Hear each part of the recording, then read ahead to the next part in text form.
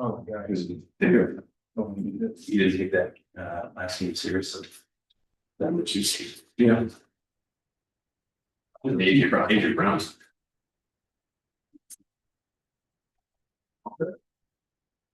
Good evening, everyone. My name is Paul Tagliaferri, and I am the chair of the North Borough Zoning Board of Appeals. I'd like to call this meeting to order. It is January 13th and past 7 p.m. This meeting is being conducted in a hybrid format and is being recorded. Before I begin, I'd like to confirm the presence of any members participating remotely. There are no members participating remotely at this time. We will be taking votes. Well, actually, all right. In addition, I'd like to note that the Zoom link on the original agenda was not working. It has been replaced. The passcode is still correct. The correct Zoom link is now posted on the amended agenda on the town's website. We wanted to be sure this was announced at the start of the meeting so that everyone is aware of the update, and we apologize for any confusion this may have caused. Appreciate everybody's patience.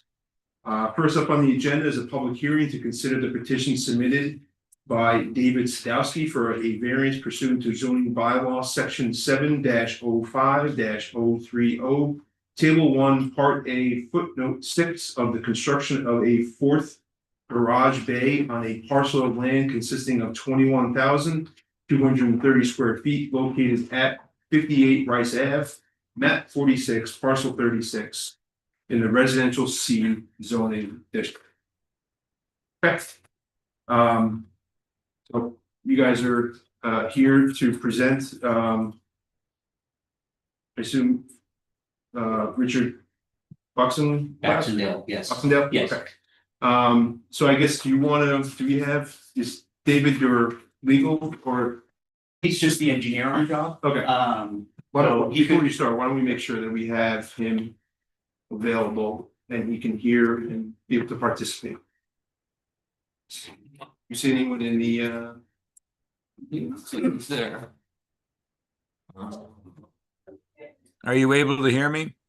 Hi, yes. Hi, David. Can you hear us? Hi, this is David Sadowski. I'm the principal of DJ and Associates, and my firm was contracted or hired to perform a land survey at the 58 Rice Avenue premises, locate the structures, and do a proposed garage structure to be built within the zoning setbacks. That's the plan that I see on the screen right now. The front setback is 30 feet from the property line, almost 40 feet from the edge of the road.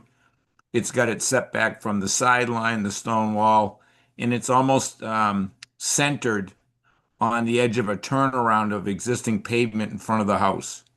The area behind the house is not conductive for a garage because there's a septic system back there. And in the front, the garage cannot be attached to the house because of the septic tank. I'm open for any questions.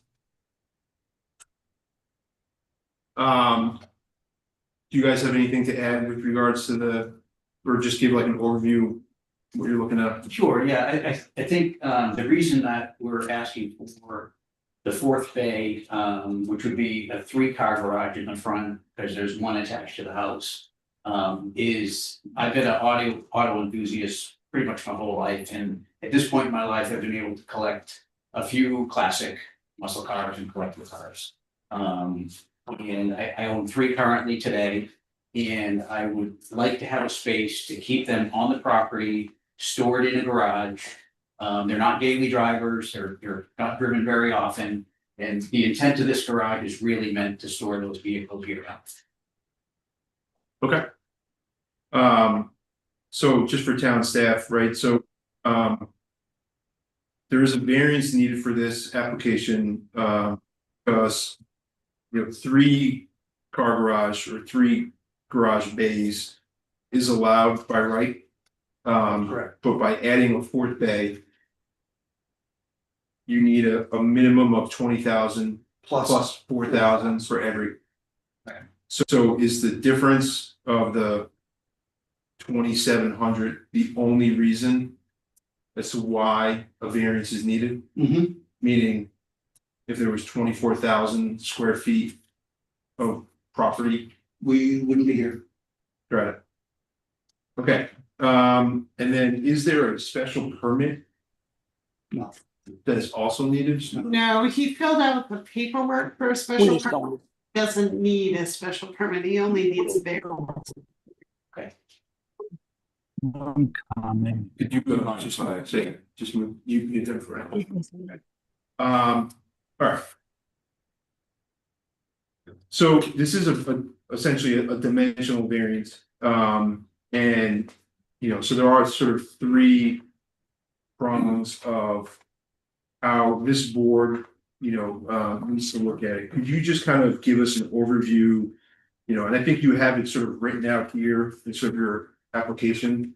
But, you know, for the record, could you just kind of go through the different prongs of the variance that you're sort of, and your reasonings behind that? Are you talking to me, Mr. Chairman? Maybe could speak to that better. Sure. Yeah, David, if you can speak to that better, that works. Well, sure. David, through the chair, David Sadowski, Principal, DJ and Associates. One of the features of the lot, it's irregularly shaped. The shape is long and lean.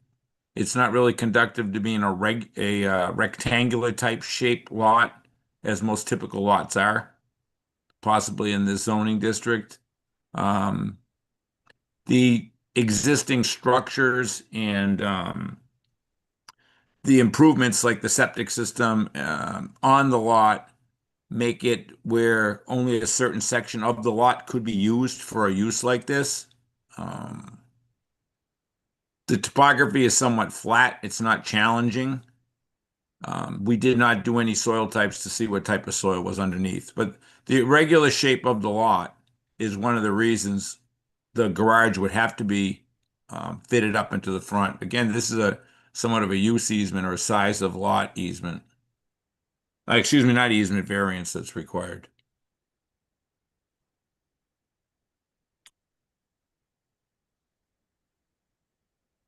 Okay. I guess just the first question I have is, do you have any concerns with sort of, I mean, so it looks like your septic tank is in the front of your house, you have a line that sort of wraps around your house, and then your septic field is in the back, right? You're adding additional structure, call it 900 square feet in terms of the gross square footage, somewhat irregularly placed on the property. Do you have any concerns with sort of like if you have an issue with your septic leach field accessing sort of the back part of your property with this sort of additional garage? I would say on the existing garage, there is a full, more than a car width. If equipment, excavating equipment, whatever was needed to get to the backyard, there is a path for that to happen. I'm not sure if that answers your question.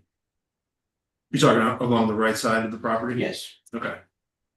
And then I think, you know, Mr. Sadowski answered sort of the first question in terms of the shape and topography. Could you just kind of go through the hardship, and then sort of just kind of the I guess more question for David then. Sort of what is the hardship that is caused by the factors listed in the question above, and then, you know, how this request will not constitute a substantial detriment to the public good. Well, again, through the chair, I think you're the one. I can't see if you're the one that was addressing that question, but Yeah. The hardship is that the way that the building is situated, there's no real way to connect the garage to the building. The lot is limited in size because of its narrowness and how it goes like almost to a teepee type style. It was crafted in, it met zoning at the time, but currently, you know, it just made it by the bare minimum at that time. If there was more area here, the garage wouldn't need this additional area, the variance for the additional area to be able to put the bay. The hardship is that, you know, the cars would be left outside in the inclement weather. Another factor is that Rice Avenue is a very narrow road.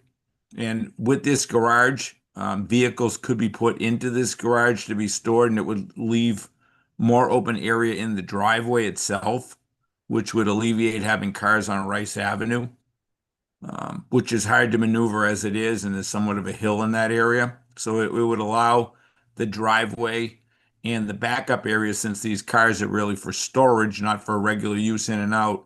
It would allow that section to park two in front of it and have two or three up along the house, which would alleviate traffic on Rice Avenue.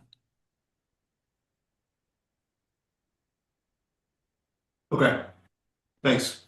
I got a question, Bob, for you, just to confirm. So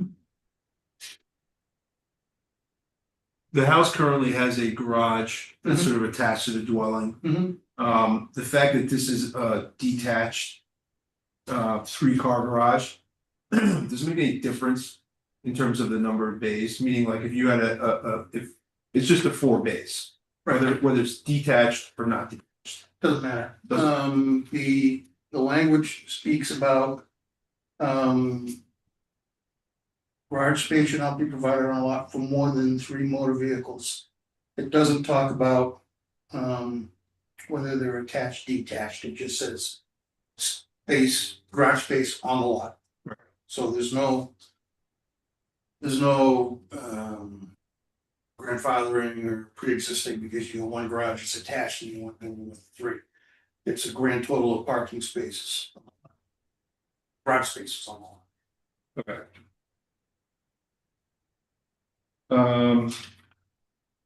Or do you have any comments or? Susan. Mr. Chair, can I ask a question? Oh, yeah, sure, sorry. Yeah. Just like, because I got confused. So we're looking at this as a totally new structure though, with these bays and not counting the old garage. No, you are counting. We're counting the old garage. Yeah. Okay, is what he's saying. Yeah, so I I got think, confused there. so I think Sorry. if this was a 2-car Yeah, detached garage, yeah, we wouldn't be here. right. Okay, Because you can do that by right. right, okay, And if he had an extra 2,800 square feet Yeah. of property, we also wouldn't be here. okay. So I think And if that's, we were expanding the old garage, it still counts. so if he was putting 3 cars somehow on Right. into it, detached on, that doesn't matter. Okay, I Um, got confused. so I'll open it up Thank to the board. Yeah, So I'm still, I get the shape of the lot, I get the. Soil, the septic, where the septic's located, just stuck on the hardship of 2 versus a 3. You can put a 2 in this area, it doesn't need to be here, it's a 1 for a 3, and I'm. Having trouble getting to that hardship right now, so if the applicant can somehow address that further. Why it needs to be a 3. okay.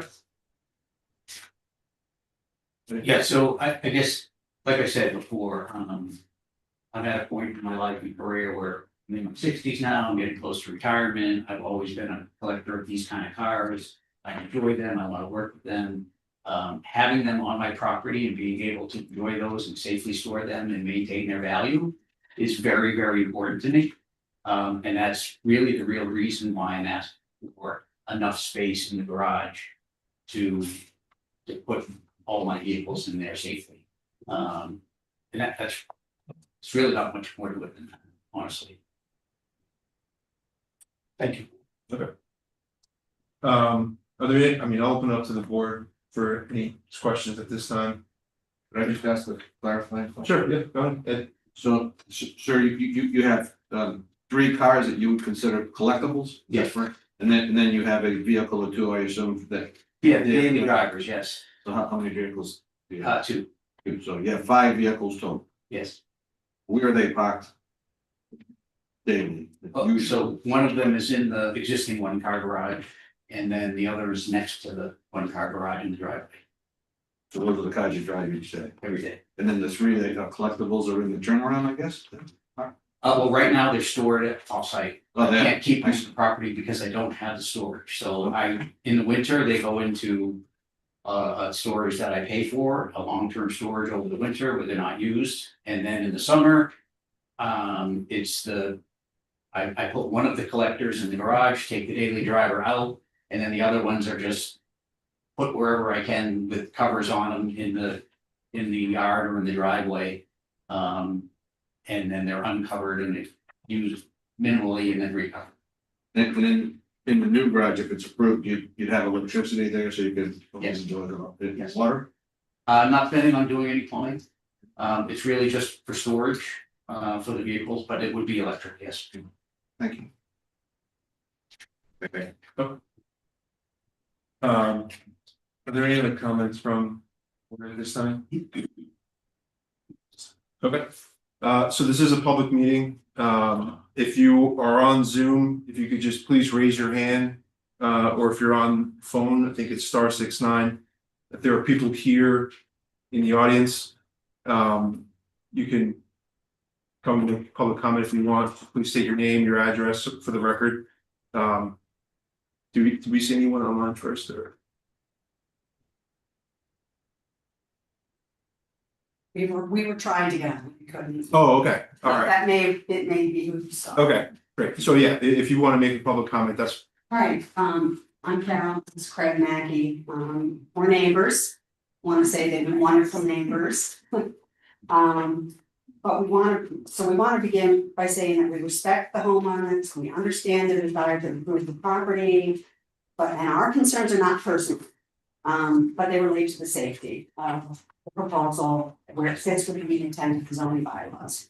Rice Avenue is very busy, I don't know that many of you travel, it is a cut through to avoid the center of town, high schoolers drive. It is narrow, and there's a stone wall in front of their home, in front of our home. We don't park there, they don't park, nobody parks in front of the stone wall. And people do come over that hill very fast. And, we're on either side of the crest of the hill, their driveway's on one side of it, ours is on the other side. Often as you're heading towards our house, passing their driveway, people are in the middle of the road. So our concern is that any large structure on the front of the property will distract from people driving. And there are lots of walkers, lots of bikers. It approaches Edmund Hill Woods, people use Edmund Hill Woods. So our concern is the safety of having a large permanent structure in the front yard. That's basically it. So I don't know whether adjustments can be made, pushed further back, I don't. yes. Okay, I'll also know, I think Carol, you had sent the letter into the ZBA. Yeah. So just for the record, that letter will be entered in with along with the case as well. Yeah, but we toyed with Yeah. whether to say anything. But again, the safety is our concern. Okay, appreciate it, thank you. Yeah. So are there any people online currently on the Zoom? No, okay. All right, so I think Mr. Chairman, could I respond? Could I respond to the abutter? sure, yeah, Through the chair, the garage itself would be located over 30 feet back from the property line. A principal structure could be located at that same location. That's within the zoning to have the house up that far. If that was the case in the very beginning when the building was, or when the lot was first built on, that area where it is almost 40 feet from the pavement and it's 30 feet from the property line. It's not 30 feet from the pavement, it's 40 feet. You can see the dashed line for the pavement of Rice Ave further out in front of it. So in effect, a house could sit at that location, just like the proposed garages. That I just wanted to add that for the record. okay, thank you.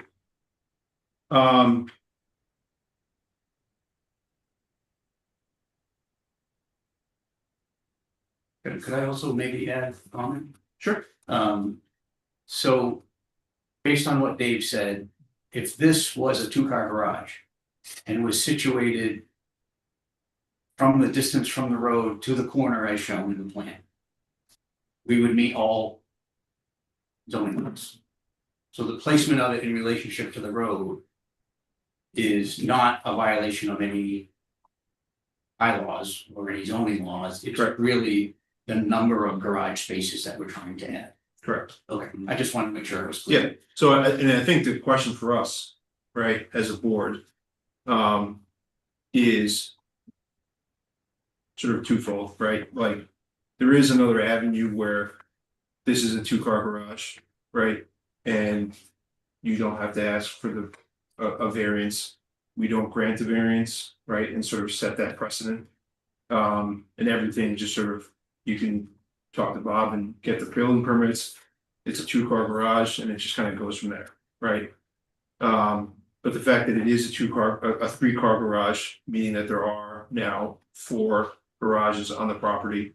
And the property, you know, is unfortunately slightly smaller than what the zoning bylaws say. That's why you're here today, and literally the only reason, Yeah. right? Understood. And so variances, generally speaking, right, are granted sparingly, right? Because zoning bylaws are sort of viewed from the lens of, you know, just, you know, from historical, like, the planning board goes through all the zoning bylaws, tries to figure out what's the best appropriate thing. We all as citizens have to abide by all the zoning bylaws that exist, right? Like, no, there's no sort of unfair treatment between, you know, this neighbor versus this neighbor or whatever the case is. And so dimensional variances, right, are sort of well thought out. These, you know, setbacks, the sizes are sort of, you know, put in place for a reason.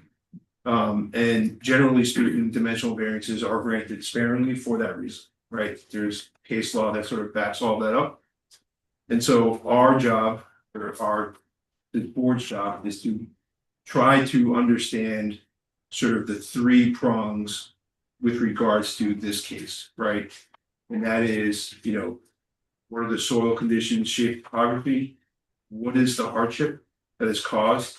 That is the reason for why you're asking for a variance, right? And then whether or not this variance will constitute a substantial detriment to the law. Okay, so those are the 3 different things. Yeah.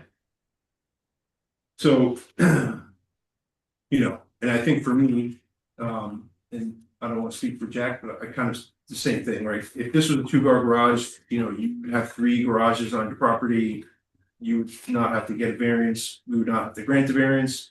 And it would not set any sort of precedent that anyone could look at and say, you granted a variance for this guy, this person, you know, and sort of that, we sort of, you know, extrapolate from there. And so I'm just trying to understand sort of like, you know, that hardship and sort of the, you know, the sole reason for the additional garage, but yeah, that's sort of my initial view on that, but. Does anyone else have any on the board, any additional questions or comments? I mean, yeah, Mr. Chair, I mean, I kind of agree with you and Jack, and like, I'm just having a hard time getting to the 3 extra bays when 2 are allowed, and these bylaws are written specifically for this reason. I mean, the 3-bay garage, 4 total seems excessive for the for that neighborhood, and that's why our bylaws are in place. So I'm having a hard time getting there as far as the hardship you grant the variance. No, I mean, he could build the same size. He meets the cutback requirements. He could build the same size building, put 2 bays in there and call it down. This is where it gets a little bit gray. It talks about car spaces. So if you have a giant building, like a 60 by 80, okay, and 1 garage door. Okay, you can put 5 vehicles in there. Okay, so what I've always done is I in this case, you know, and it's generous, is 12 feet wide, 24 feet deep, you know, is appropriate for a good sized garage and a new house. Okay, if you were to So right now, I'm saying you've got enough space in the building for 3 vehicles, okay? If you were to just take one of the doors out and put a double door in, okay, you still have space for 3 vehicles inside the building. Okay, I think the intent is, part of the intent on having this increase in lot size is to address the size of the building itself. As opposed to how many doors face the street or how many doors we build.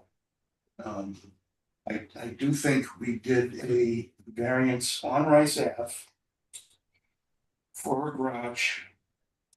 Same situation. But it was only 2 bays, but the garage was double deep. Okay, and I think the board saw it as a 3-car garage. Okay, had 2 doors on it. But because it was double deep, it was able to accommodate another vehicle. So I don't know if you want to take that into your thoughts, deliberations, but typically I see this requirement as it's not so much how many garage doors are on the building, but how much space there is per vehicle. And in this particular case, what you're proposing, 12 feet wide per vehicle, or a little bit less, is adequate. 24 feet deep, okay, is fine for depth. So the building as it's right now, as it sits, is a 3-car garage. If you plug up one of the doors, you can still. That's the way I kind of look at it. You may, your miles may vary. That's the way I look. It's the size of the building. You don't consider car spaces on the wheel, it's the size of the building. The size doesn't come into the building, size doesn't come into effect with the building, it's about how many vehicles you can fit. Right. And a vehicle typically is 12 by 24, which is a good sized bay. Yep. So 24, 12, quick math. Anybody's faster than me, let me know. 240, so about 280, 260 square feet. Plus or minus per vehicle. Which is So if he wanted to put this building in that size right there as a man cave. No vehicle. as an accessory structure. You would probably be able to do it. Interesting. It meets all the other required setbacks. Yes. From front, side, other buildings and structures on the lot, so it meets all that. This particular use being for car storage is where this bylaw comes into. Not putting in plumbing, so you're not tying into this, affecting stuff. Right.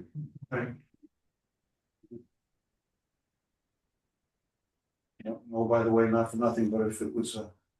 If it was an ADU, he could put an one-car ADU there, garage with an ADU, they have to go in.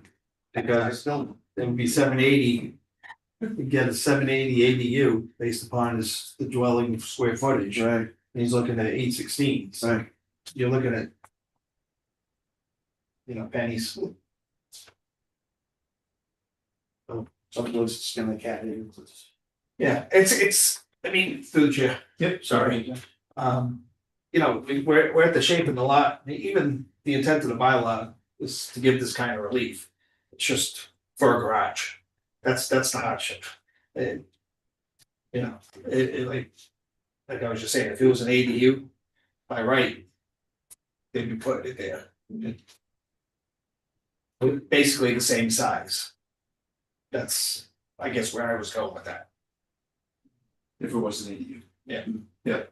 Cause it's a square. Yeah, so 1560 is the dwelling. So 780. Half or up to 9. Right. I'm not sure the size of your single family house. How many square feet is your single family house?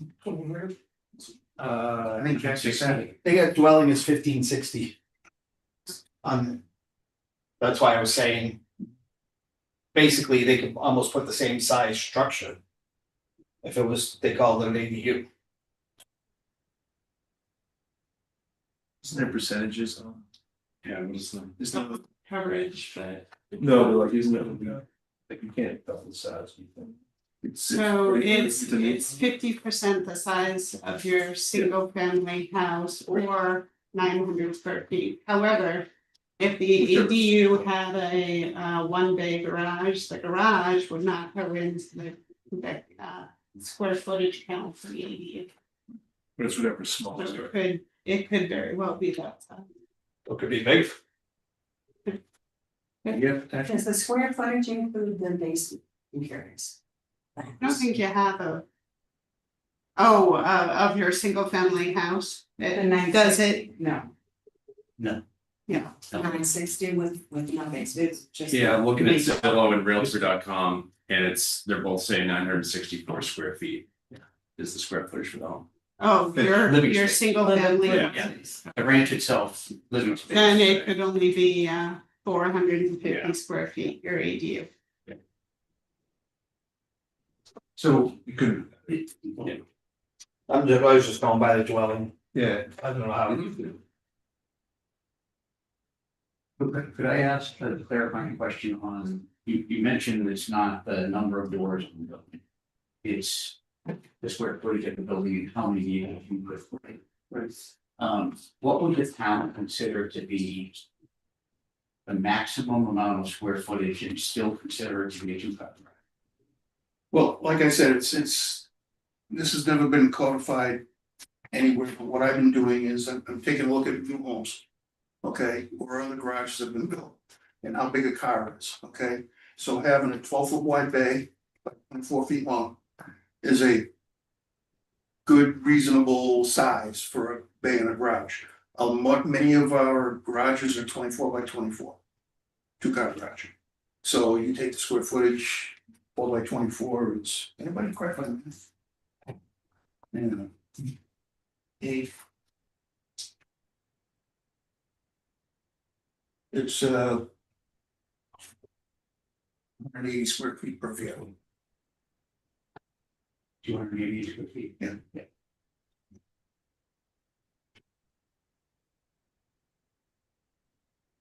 so I think that's sort of your determinations, right? Yeah, I mean, it's, they talk about garage space. And, garage space was never delineated in a book. So all I can go on is, what a good sized garage would be for a typical house. And our Right. experience is that, most of the garages are, basically 12 by 20, for most garages. So, 24 by 24 garage, 2-car garage, 2 cars seems reasonable.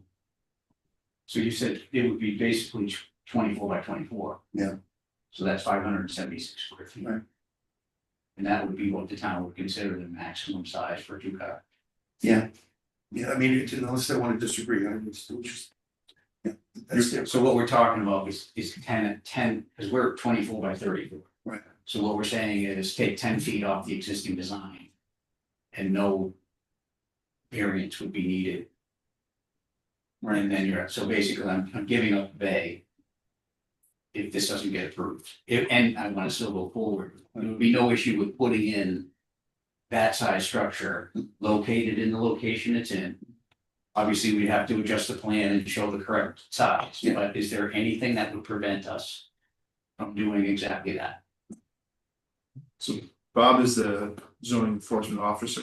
It's his determination that sort of drives the process there. So if you presented the plan to him, he saw it was 3 cars, right? As that was his determination for it, and that's why it comes to us. We do not, like, I don't go to talk to Bob and say, you need to say this, or I never saw your project until today, right? So it doesn't come to the board only because. The thing is, it was presented as a 3-car garage. Yep. With an existing 1-car garage already on the lot. Correct. That's basically that's all I needed to know. Yep. Okay, and then the physical size of the garage. It goes from there. Yep. So And to the point about the location of the garage, right, in terms of the setbacks. the setbacks are fine. Right now, the proposed setbacks are really to the hairy wire. 30.2 to the front, 15 to the side. That would really you'd have to be very careful. My recommendation is that concrete almost never goes exactly where you wanna go. So instead of 30.2 feet from the front, make it 31 feet from the front, give yourself a little breathing room. Just in case something isn't quite right, same thing with a side yard setback, 15 feet, I think you're right at 15 on the proposed plot plan. Give yourself, move the whole structure, just a foot. To give your contractors a little breathing room, because they're gonna lose sleep at night. Okay. I mean, obviously, I'm 2,800 square feet short of this being a meeting. So that's really like barely the size of a home, and we're talking about 10 linear feet and one bay goes away, so. I mean, I would love to get this approved, but I think kind of the feedback I'm hearing is that. Come back with a 2-car design and then we don't have to have this meeting.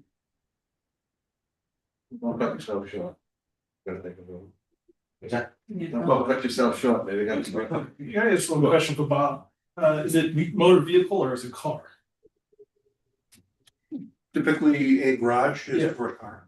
Typically. Yeah. But it's, a motor vehicle could also be larger than your standard car. Well, it could be a full-size pickup truck. Which in a 12 by 24 still accommodate a full-size truck. Or even a basketball. Mm-hmm. Well. Through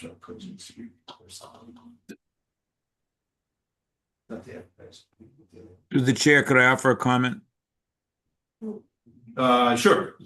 All right, with the classic type car and the type of doors and stuff that were on those muscle cars, maybe a 14-foot wide bay would be advisable so there wouldn't be scratching or bumping or one door swinging into another. I think that was one of the considerations.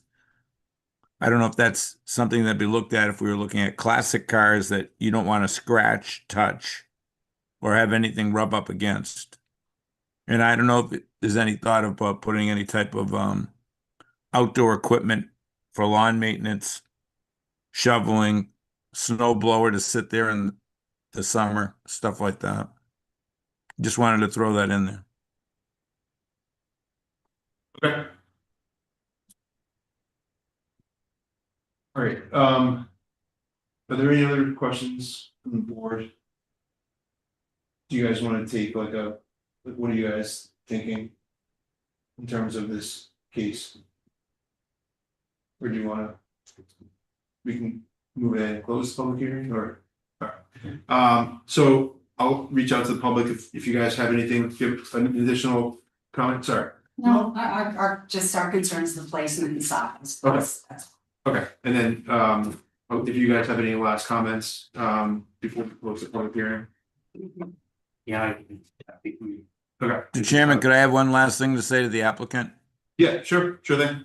If the applicant doesn't feel it's going to go the way it's going, he could perhaps ask for a, if he could withdraw without prejudice. Then he wouldn't get a negative vote. So I mean, the procedure is just for you guys, right? So we open the case. Generally, we open the case, we open the public hearing, we've heard it, sort of public, our comments, questions, that sort of thing. The next step would be to close the public hearing, and then we would deliberate, and then we make a vote, right? Vote can be yes or no, and then case gets signed, and then sort of whatever. So there is an option, we have done this in the past where the applicant asks to withdraw without prejudice. And basically what that means is that, it's like you never came here with the case. And if there's, what am I missing? What are the other benefits from withdrawing without prejudice? So if you decided that you wanted to refile at some point in the future, you wouldn't have to pay the application fee again.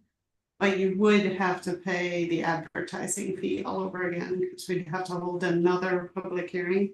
Okay. So, Mr. Chair, do you want to, would it be acceptable to do a straw poll? And then they can see how we think we're voting, and if they want to withdraw without prejudice before the final, like that, is that an option? Yeah, we can certainly do that. So I think Just the other close it, advantage, vote, and then, sorry. so the other advantage is you can either You can ask for continuance, right? If there's additional information that you can potentially have. You can withdraw without prejudice, and to Lori's point, if you change the size and say it's a smaller building, or if it's half a garage or whatever the case is. You can come back and we'll need to pay the advertising fee, so sort of leave that option open. If we go through and we sort of, if we go ahead and take a vote and it gets denied, then it's is it 1 year or two? 2 years. 2 Like, years. not about. Sorry? It's a 2 year period that you can't ask for another variance Another variance. for anything, yeah, for not for anything, but for specifically related to this Okay. project. And if I may, Sure, boss. Chair, if by chance they take the vote. And they say, yes, you're good to go, if they say no, you can always modify the plan. And, conform to a 2-car garage, Yes. and you don't even have to go back to the board. You just meet with me in terms of getting the building, because it is allowed by right for 2 spaces on the garage. So. It's. I don't wanna tell you what to do, see the vote. So the withdrawing without prejudice doesn't come from us, but that's your decision. So if you want to think about it or discuss it, we continue the case this month. Pick it up next month, or we can just, do you guys want to do a straw poll or sort of a, Yeah, sure, applicant. let's go first. So we're voting for, well, We're we just have to say voting for. We're just giving opinions on what we think the case is. Yeah, I mean, I think the lot size is so restrictive here. I think they meet the elements of the setback. Not sure how they would be able to expand that existing dwelling to make that square footage. I think there is safety benefits to the proposed improvement, turnaround, things along those lines, so I'd be in favor of it.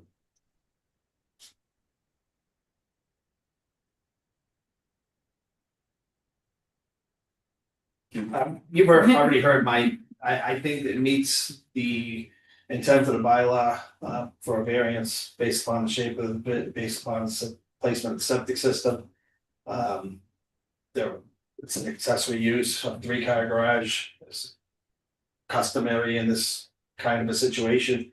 The only thing I'm having that trouble on was, we're granting 2,800 square, just under 2,800 square feet of relief, or 10% of the property basically, for something that's a want. So, but I can see, given the shape of this parcel, if the house had been put back at that, at the 30-foot off the road, he's got plenty of room in the back, and he would have put a garage back there and you'd have no problem. Well, Conceivably. If Doesn't matter. if the lot had been structured differently. it's the size of the lot, not the location. Really. Right, but I'm just saying, Yeah, it would be back there. And we'd look at this, I would think a little bit differently, because you're saying it's not in front.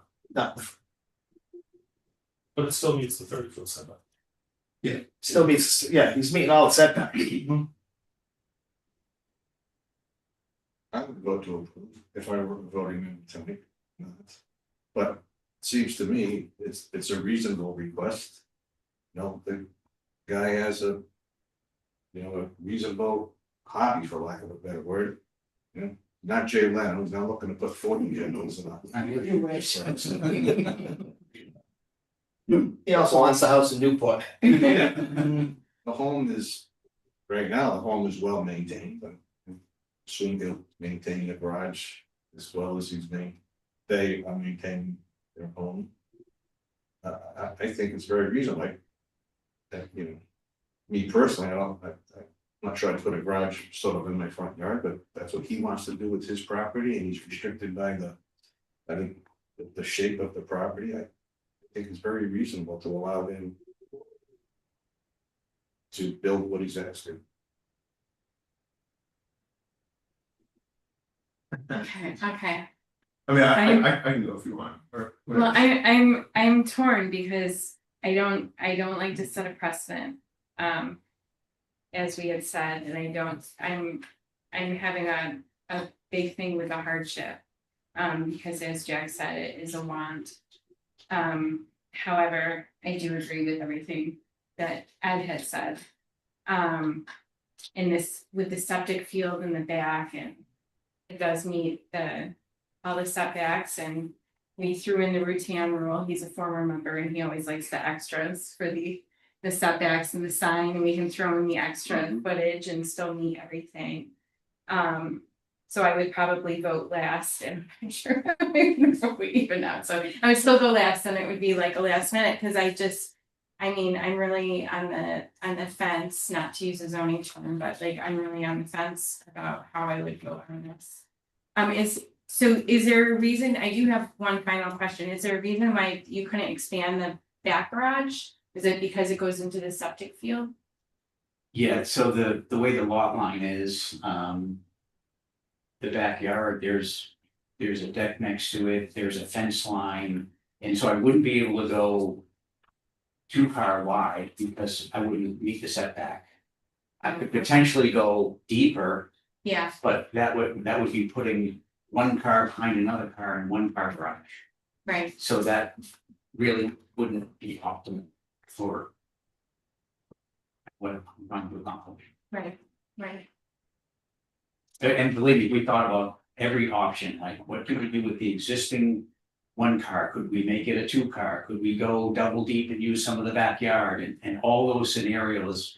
It just logistically doesn't work as well as what I'm posing from Right, my perspective. And I know, like, we talk about this, like, with the planning board, and we fixed our bylaws last year to try to, like, stop lots that are shaped all funky like this, so, I mean, it really is a hardship, so I do understand, now you two can go, and then I didn't think so. Yeah, I mean, this is a very difficult case here because, yeah, the lot is oddly shaped. But I keep going back to the fact that, yeah, this is a want, like Jack said. You can by right build a 2-car garage, you'll have 3 garages. And when we started talking about accessory dwelling, I was thinking about that earlier today, like, would this fit as an accessory dwelling? And the answer is no, it wouldn't. And I think just based on the size of the structure, yeah, I think it's excessive, and I think our bylaws are in place because of that. So unfortunately, I would have to vote no on this variance personally.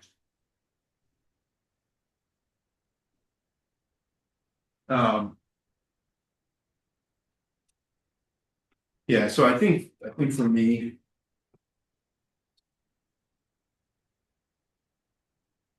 I think what it comes down to, right, is the sort of the missing 2,800 square feet.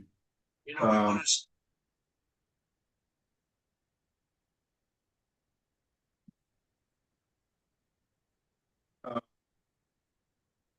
think it's the missing 2,800 square feet of relief.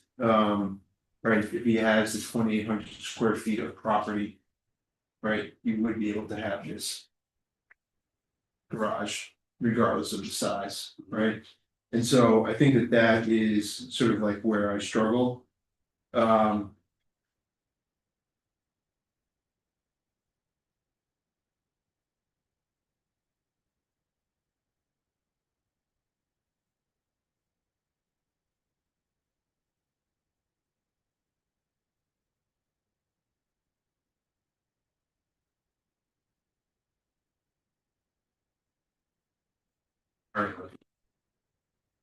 Sorry, Jack, you were leading.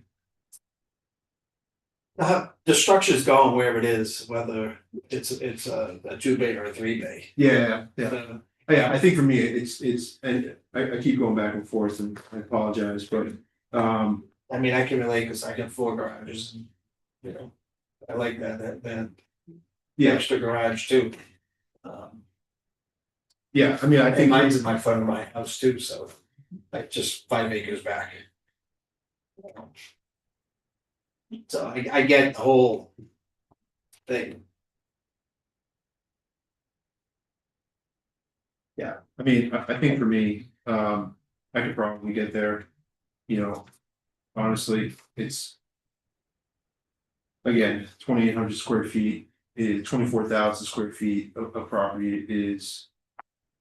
Barely a half acre, right, for 4-car garage, and this is.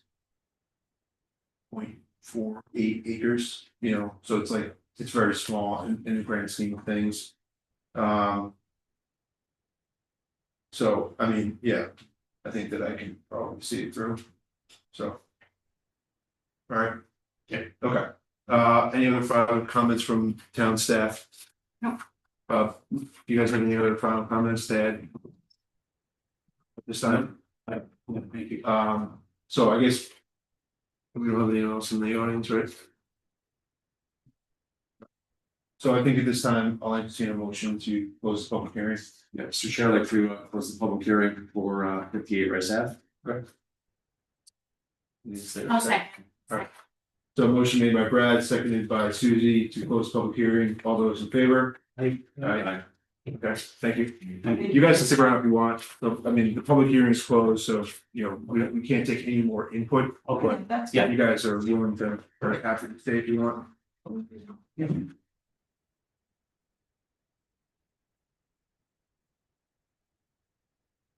You want to go first? I think we beat it to death. I think we have. All right, so, I mean, I'll just kind of summarize. So in terms of the shape of the lot, you know, there's currently 21,000 square feet of space on the lot. I think the points that resonated with me were, sort of the missing 2,800 square feet. And being sort of overly,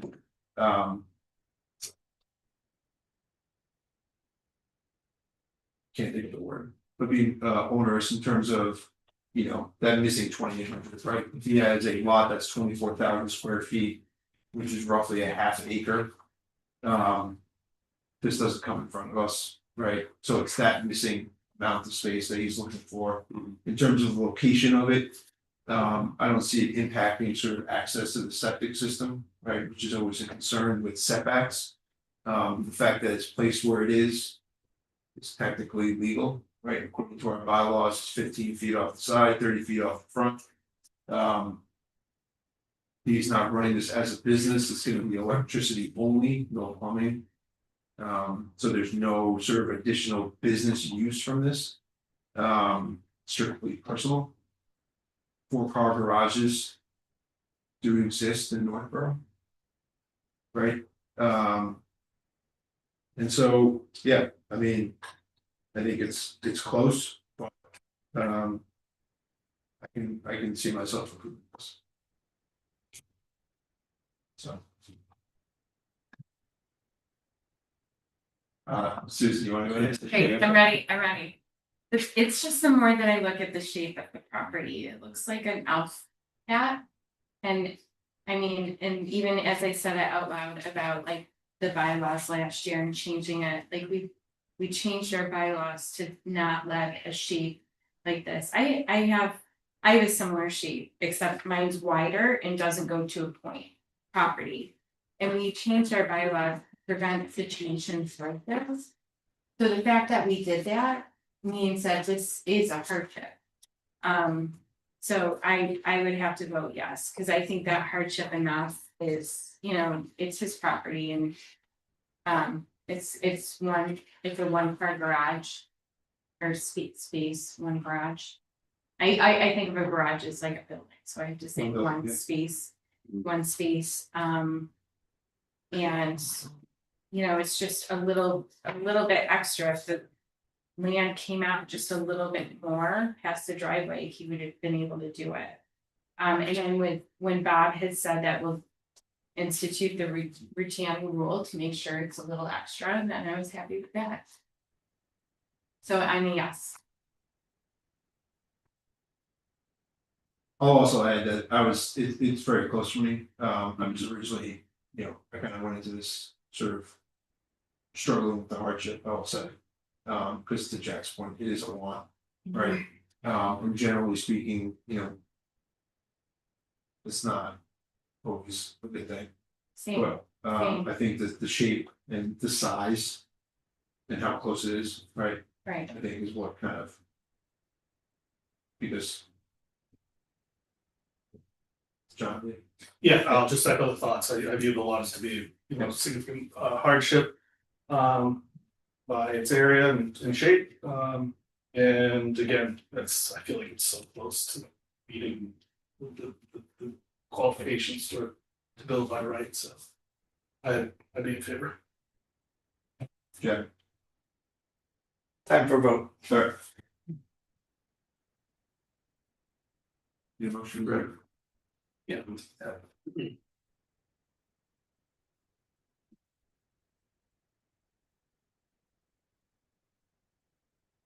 Okay, here we go. Yeah, Mr. Chair, I'd like to make a motion to approve the variance pursuant to zoning bylaw section 7-05-030, table 1. Nothing. On the property located 58 Rice Ave, map 46, parcel 36, due to the shape of the lot. Let's read from the beginning. Yeah, that's fine. Yeah. No, that's fine. Okay. You said. There a second? Okay. So Brad made a motion to approve the decision and seconded by Susie. All those in favor? Aye. Oh, perfect, yeah. Yeah. You will approve those, huh? Yeah.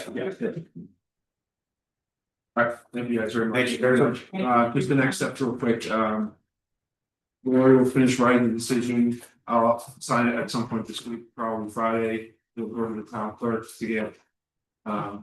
Stamped, certified. And then you can, So there's a 20-day appeal period. oh, yeah. So once it goes to the town clerk's office, there's 20-day appeal period after that. You can apply for your building permit during that 20-day appeal period, but he can't issue the building permit until the 20-day has lapsed. Then we'll give you a call, we'll tell you it's time for you to pick up the original and the certificate of no appeal. And then you bring those to the Worcester Registry of Deeds and you record it. And then you provide us with proof of recording and you're good. Is it 20 calendar days? It's 20 calendar days, yes. You reiterate what Laurie said, it's okay to apply for the permit. Through the whole permit review process. And even if the permit is ready to go, I can hold that. Until the things day. And once they get like 20 days certificate of no appeal, I can release the permit immediately. So you don't have to wait to submit for the permit. Thank you. And do you require PE stamp drawings for the structure itself? Not for the structure itself, but if you're using any engineered materials like the trusses, any LVLs, I'm gonna need PE stamp for that, and that's typically from yours. Oh, Okay, so here, Lori, these are the originals. Thank you. Thank you. Oh, okay.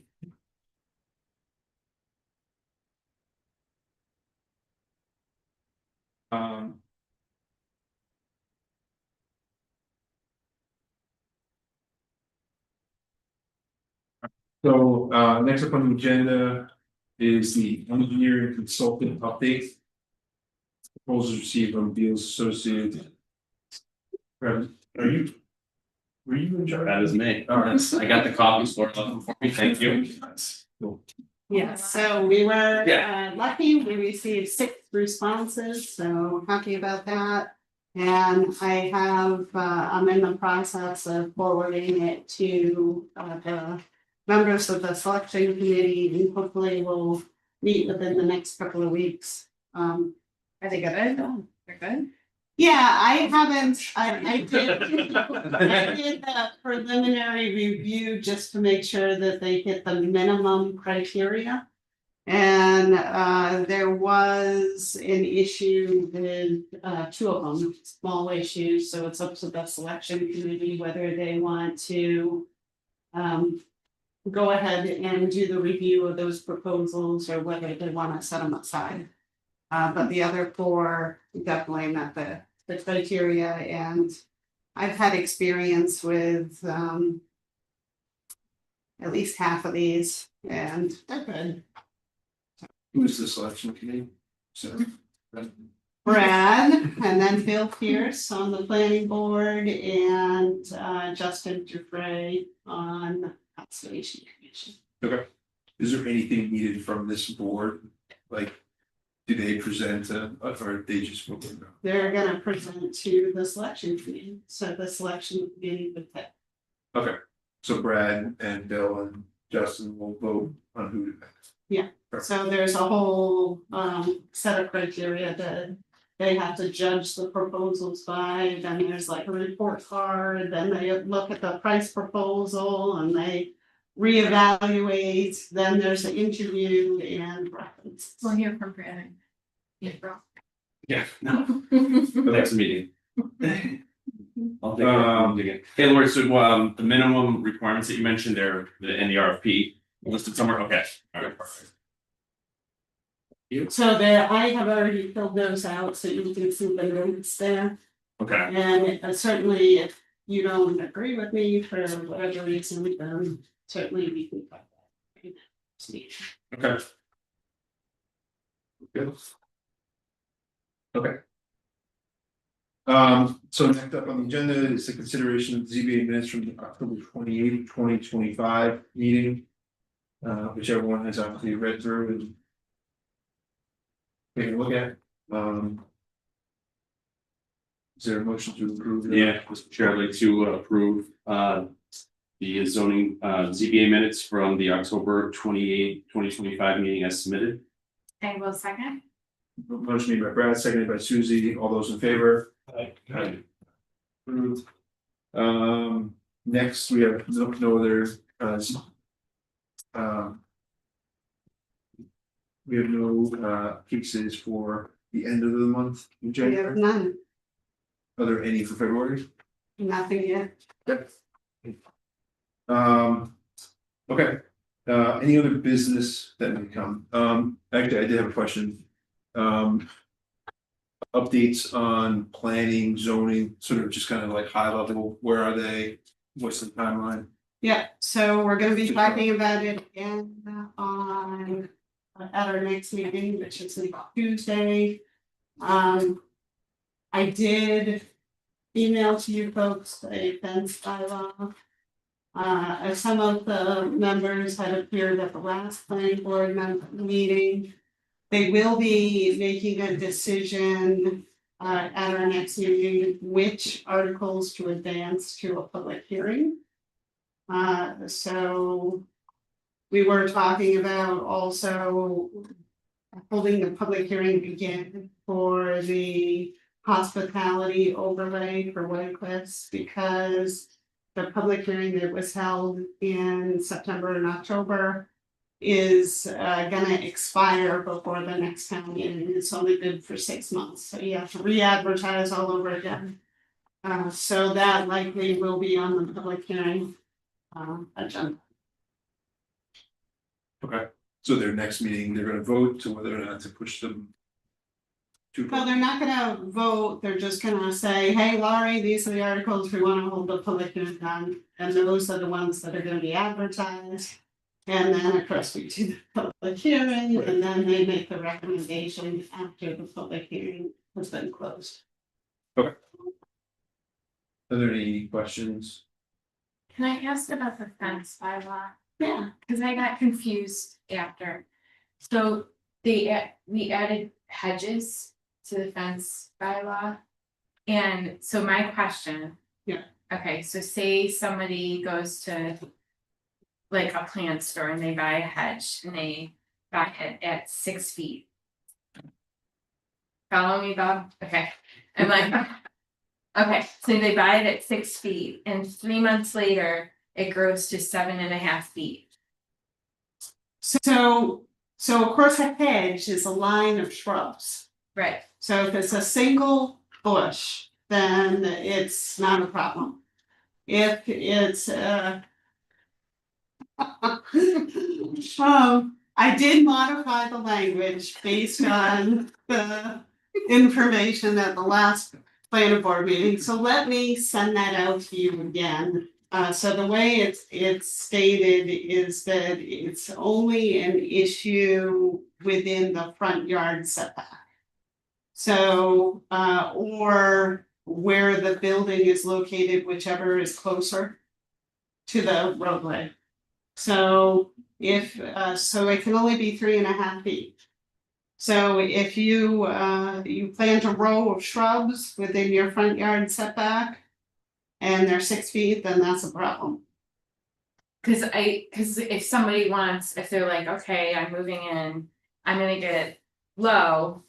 But I'm gonna buy the fast growing ones and I'm gonna move in and the inspector's gonna come, you know, you have your building, you know, your inspection.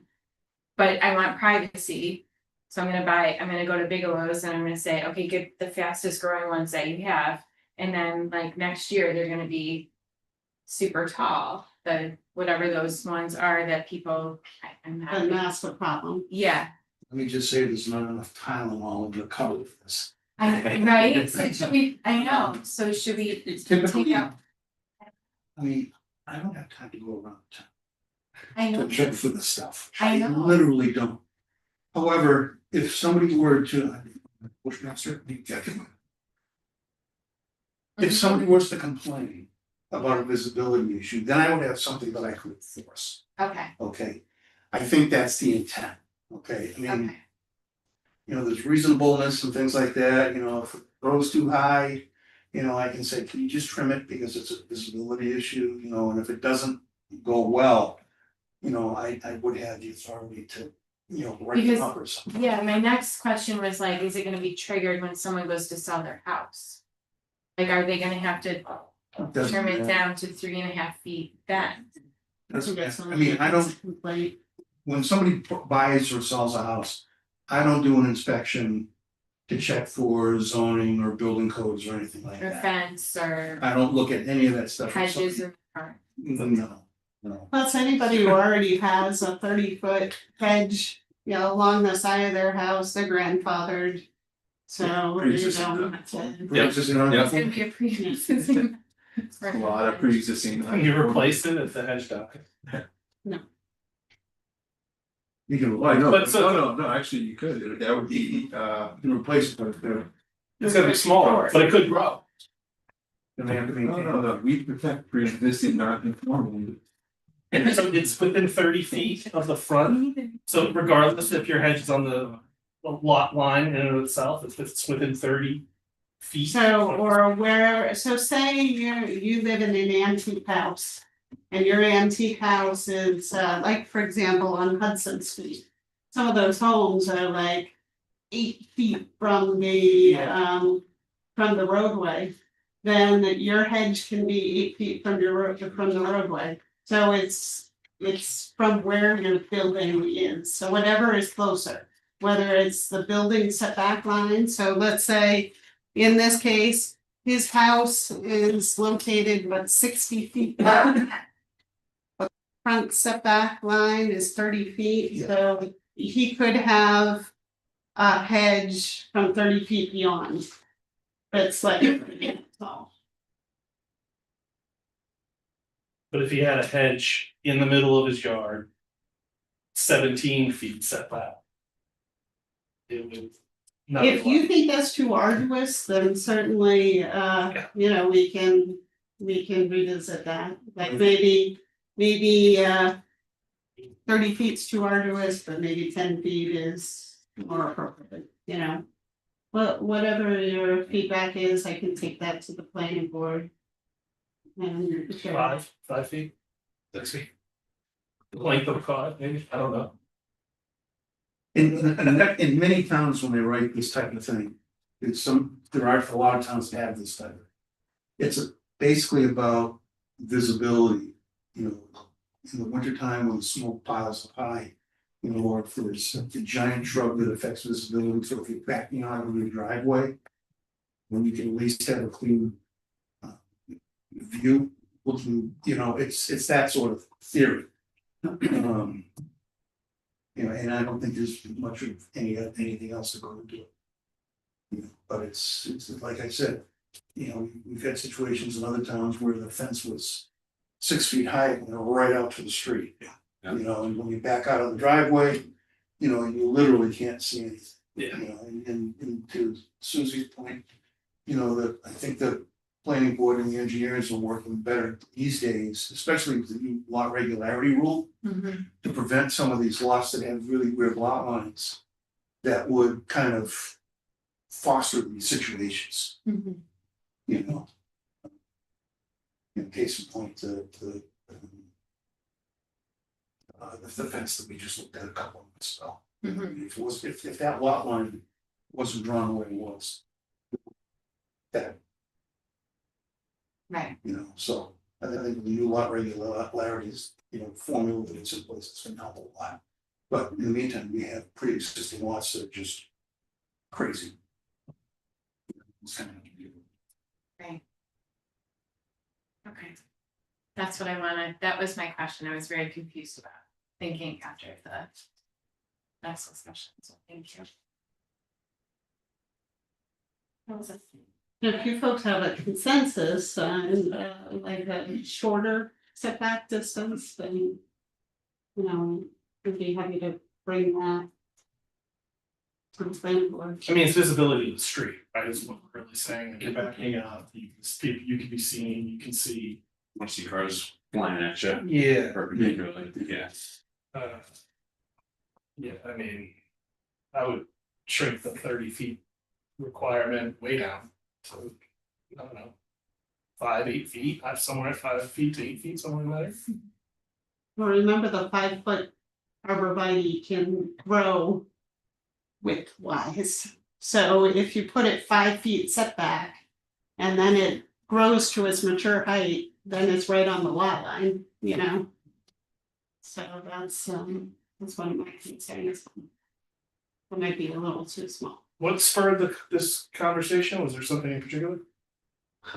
What spurred it is our case that happened in October. 10 Sterling Court. The fence, yeah. But I thought it was just mainly focused on. Well, we had in Millbury, so Bob and I, of course, were discussing it, and we had a bylaw that also addressed hedges. So that's how that came about. Figured we might as well address both of those. You know, some of the arborvitaes, they trim the bottom branches and it's not a problem. You still have great visibility, but some don't do that. And then you have a solid screen that goes straight down to the ground and you can't see.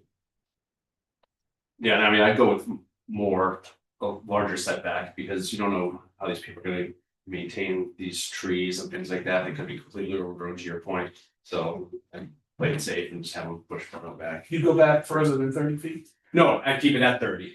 Oh, you keep it. Yeah, I'd keep it at 30. I wouldn't bring it in because of that concern.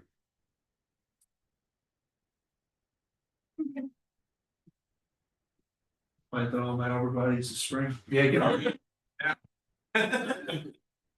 Do it now. Yeah. Yeah. Non-conforming. Yeah. Okay, does anyone else have any other questions? Concerns, comments? Oh, Susie, yeah. So February is kindness month in Northborough, so I'll be setting up my coffee hours. If anyone wants to participate, let me know. I would set up a coffee hour and they're super fun, but also look into attending them. If you see me setting them up, they're great.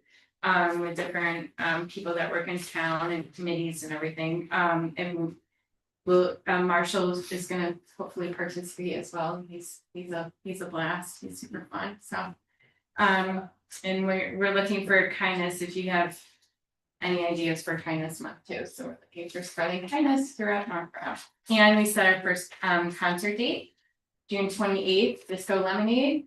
And we will be having a concert, or we have another concert date, August 2nd with Patty Larceny. So those are right now. So we're already looking to summer. Gotta book them now. Good bands. The good bands, you gotta book them early, so. We get the best bands in yeah. Good stuff. Yeah, so that's the fun going on. Great. That's my news. Anyone else? No. All right. Mr. Chair, I'd like to make a motion to close the hearing. I'll second it. All right, all those in favor? Right. All right, thanks, everybody. Thank you. What can you do? Well,